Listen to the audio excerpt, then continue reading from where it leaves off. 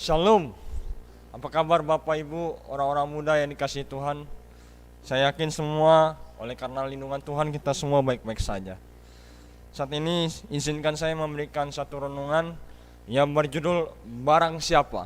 Namun sebelum itu kita berdoa. Tuhan, saat ini kami akan mendengarkan firman Tuhan yang begitu indah di sepanjang satu hari ini, sehingga kami boleh menerapkan, bukan hanya menjadi pendengar tapi menjadi pelaku firman Tuhan dimanapun kami berada. Terima kasih Tuhan, Kau sungguh baik. Dalam nama Yesus, haleluya, amin. Waktu itu di kampus saya berkuliah di PT ASN, pernah saya mendengar kata barang siapa. Terkadang maknanya berbeda-beda. Ada menunjukkan kata keterangan, ada menunjukkan kata perintah, ada menunjukkan barang siapa itu kata sifat. Namun ayat kunci yang saya akan berikan kepada Bapak Ibu orang-orang muda sekalian itu terdapat di Roma 10 ayat 13. Kata barang siapa ini? Saya akan ucapkan apa yang dibunyikan oleh firman Tuhan. Roma 10 ayat 13. Sebab barang siapa yang berseru kepada nama Tuhan akan diselamatkan. Bapak Ibu, kata barang siapa ini, kita melihat apakah ini kata keterangan, kata perintah, atau kata sifat. Pada mulanya kata barang siapa ini diucapkan pertama kali ialah oleh Allah sendiri. Waktu di Taman Eden, ketika Kain dan Habel mendapatkan suatu peristiwa yang sangat indah ketika bertemu dengan Allah mereka, muka dengan muka, dalam memberikan persembahan setiap pribadi masing-masing. Habel memberikan persembahan dengan korban bakaran, kemudian Kain mempersembahkan apa yang dia usahakan dalam pertanian. Tapi di situ dia membunuh adiknya sendiri oleh karena kecemburuan terhadap Allah yang menerima persembahan hanya kepada Habel. Dan ketika itulah Tuhan datang untuk menemui Kain, karena Kain telah membunuh Habel dan darah Habel telah terdengar oleh Allah. Bapak Ibu orang-orang muda tahu di Kejadian 4 ayat 14 dan 15, disitulah mulanya Tuhan bilang barang siapa yang membunuh Kain 7 kali, dia akan mendapatkan hukuman yang Tuhan berikan sesuai dengan keadilan Tuhan. Dan di dalam perjanjian baru juga diulangi lagi ketika Yesus menjadi manusia. Ya, di Matius 10 ayat 33. Saya akan bacakan, tetapi barang siapa menyangkal aku di depan manusia, aku juga akan menyangkalnya di depan Bapakku yang di surga.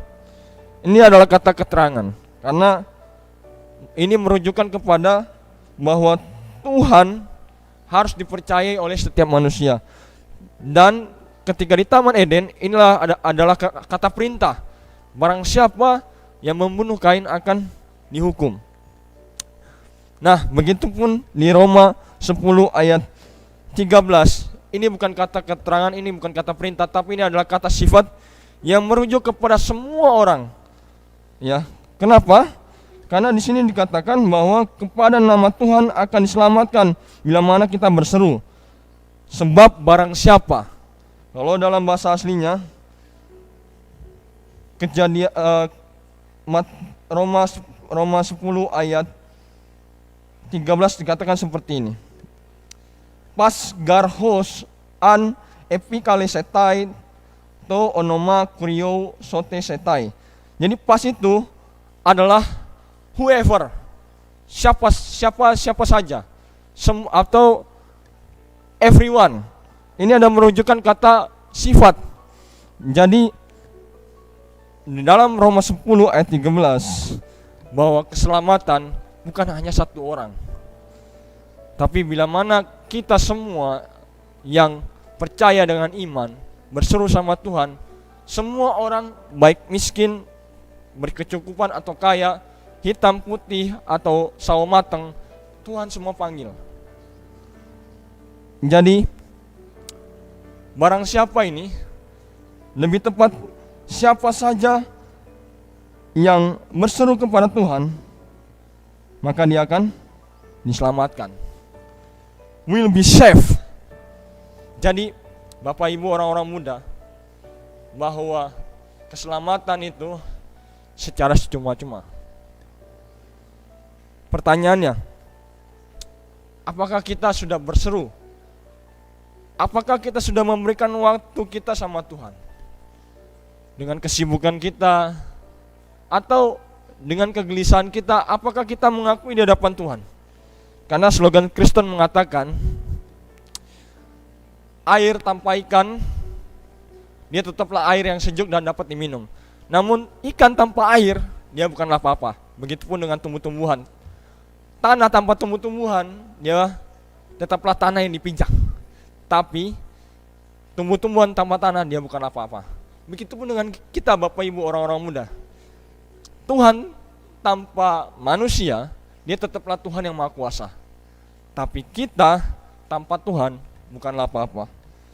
Jadi lebih tepat Roma 10 ayat 11, karena kitab suci berkata, barang siapa yang percaya kepada Dia tidak akan dipermalukan. Suatu janji yang luar biasa. Siapa saja,